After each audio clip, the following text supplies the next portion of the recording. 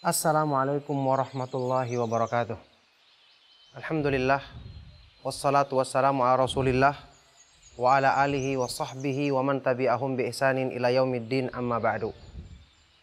Ma'asyiral muslimin rahimakumullah. Alhamdulillah, segala puji bagi Allah subhanahu wa ta'ala atas semua limpahan nikmat dan karunia-Nya. Segala puji bagi Allah subhanahu wa ta'ala yang menganugerahkan kepada kita bentuk tubuh yang sempurna, yang padanya Allah subhanahu wa ta'ala titipkan sebagai amanah banyak kebaikan-kebaikan untuk kita usahakan dalam hidup kita. Allah subhanahu wa ta'ala berfirman dalam Al-Quran, وَلَا تَقْفُ مَا لَيْسَ لَكَ بِهِ عِلْمٌ إِنَّ السَّمْعَ وَالْبَصَرَ وَالْفُؤَادَ كُلُّ أُولَئِكَ كَانَ عَنْهُ مَسْئُولًا. Janganlah kamu mengikuti apa yang kamu tidak punya ilmu tentangnya. Sesungguhnya pendengaran, penglihatan, dan hati manusia semuanya akan dimintai pertanggungjawaban di hadapan Allah subhanahu wa ta'ala. Ma'asyiral muslimin rahimakumullah. Dalam hal ini, hati manusia merupakan asal tempatnya kebaikan. Hidayah asalnya dalam hati. Kemauan mengikuti petunjuk Allah dan petunjuk Rasulnya asalnya dalam hati. Perbaikan yang pertama dan utama asalnya dalam hati. Yang kalau sudah baik maka akan memperbaiki semua anggota badan manusia. Allah subhanahu wa ta'ala berfirman dalam Al-Quran, Ya ayyuhalladzina amanu stajibu lillahi walir rasuli idha da'akum lima yuhyikum wa'lamu annallaha yahulu bainal mar'i wa qalbih wa annahu ilaihi tuhsyarun.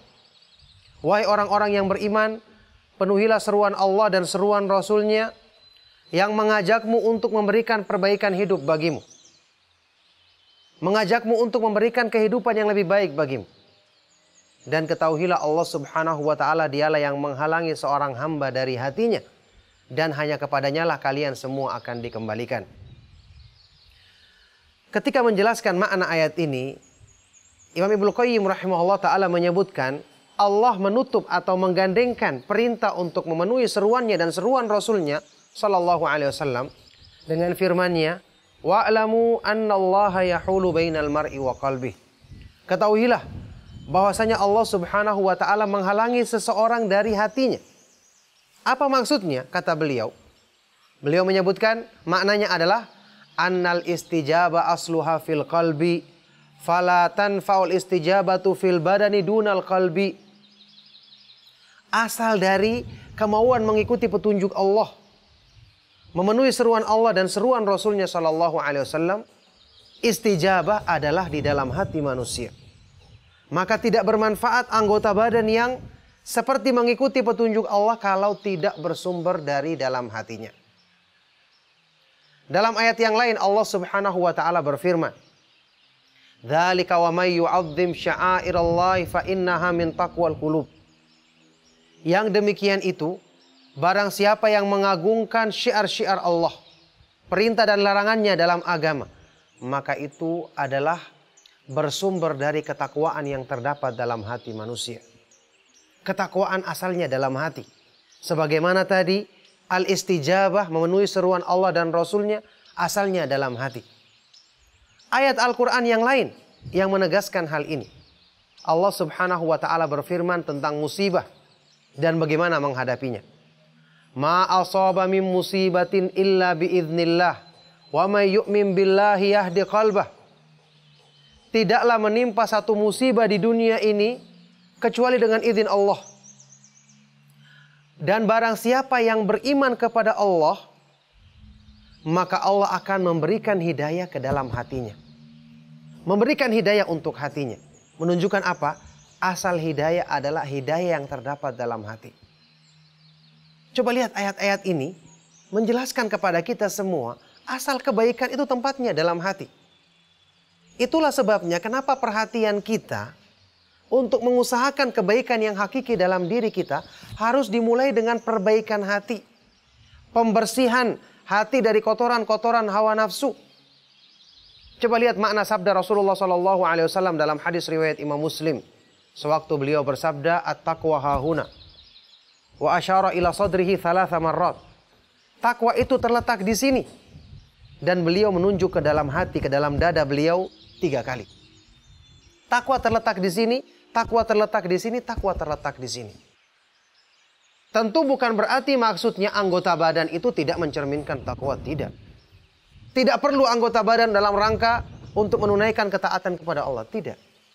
Tetapi maksudnya ketakwaan yang hakiki itu adalah yang pendorongnya dari dalam hati, pendorongnya keimanan, kecintaan kepada Allah, takut dan berharap kepadanya, yang semua merupakan amalan hati. Kemudian buahnya terlihat pada anggota badan manusia.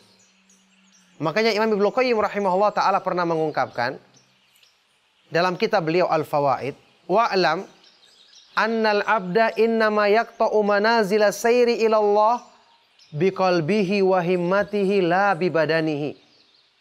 Wa taqwa fil haqiqati taqwal qulubi la taqwal jawarih. Ketahuilah, sungguh seorang hamba hanyalah bisa menempuh tahapan-tahapan perjalanan menuju keridhaan Allah dengan hati dan tekad dalam jiwanya. Bukan cuma sekedar dengan amalan anggota badannya. Dan takwa yang hakiki kata beliau, taqwal qulub, takwa yang terdapat dalam hati, bukan cuma sekedar yang tampak pada anggota badan manusia. Berarti beliau ingin jelaskan apa yang dilakukan oleh anggota badan belum tentu sumbernya karena takwa. Makanya ada orang yang beramal tidak ikhlas. Ada orang yang beramal karena pamer, bukan karena takut kepada Allah atau mengharap keutamaan darinya. Banyak motivasi atau tendensi manusia dalam beramal.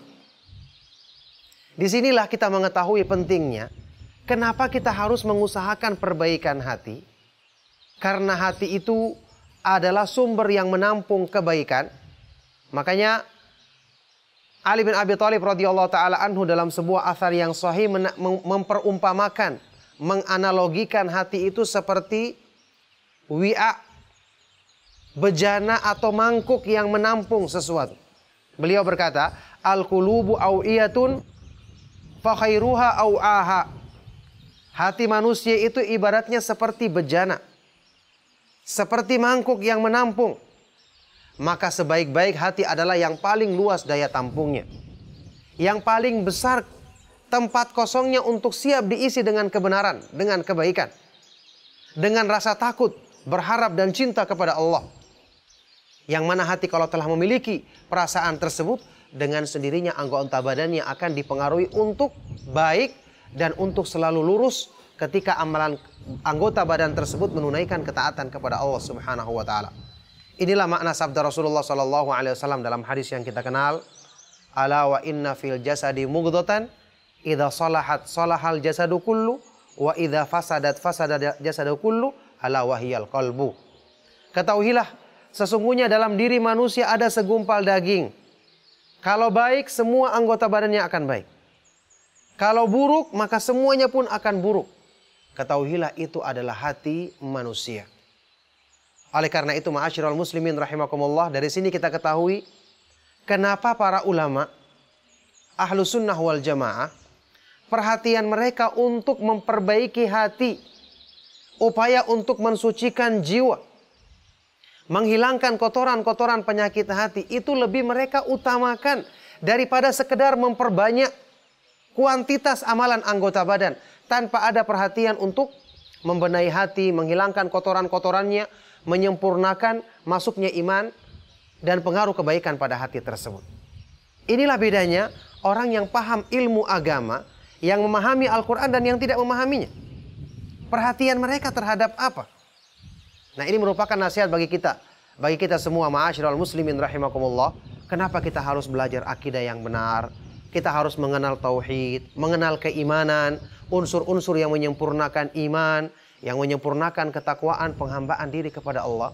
Karena itu adalah perbaikan asal pada hati kita yang akan mempengaruhi semua anggota badan manusia dalam kebaikan dengan izin Allah Subhanahu wa taala. Oleh karena itu, ini perhatian bagi kita semua agar kita tahu bagaimana cara meningkatkan kualitas amal. Coba renungkan ucapan yang terkenal dari salah seorang tabi'in yang mulia, Bakar bin Abdullah Al-Muzani, yang mengatakan, ma sabaqahum Abu Bakrin bi kathrati salatin walau siyamin walau sadaqatin walakin bi syai'in waqara fi qalbihi. Abu Bakar As-Siddiq radhiyallahu taala anhu tidaklah mengungguli keutamaan sahabat yang lainnya dalam kedudukan di sisi Allah bukan hanya sekedar dengan banyaknya sholat, banyaknya puasa, banyaknya bersedekah, tetapi karena sesuatu yang kuat yang menancap dalam hati beliau. Maka dari sini kita tahu cara memperbaiki diri, cara untuk membenahi diri, meningkatkan kualitas ibadah kita, menjadikan kedudukan kita semakin utama dan semakin tinggi di sisi Allah Subhanahu wa taala. Semoga ceramah yang singkat ini bermanfaat bagi kita semua, menjadi sebab untuk kita mengetahui apa yang harusnya kita perbaiki terlebih dahulu, tentu dengan berdoa kepada Allah Subhanahu wa taala, Al-Muqallibal Qulub, yang maha membolak-balikan hati manusia. Kita akan dimudahkan untuk meraih kedudukan ini, memulai perbaikan dari hati, kemudian mempengaruhi kebaikan tersebut pada semua anggota badan manusia. Ya muqallibal qulub tsabbit qalbi ala dinik, wa ya musarrifal qulub sarrif qulubana ala ta'atik.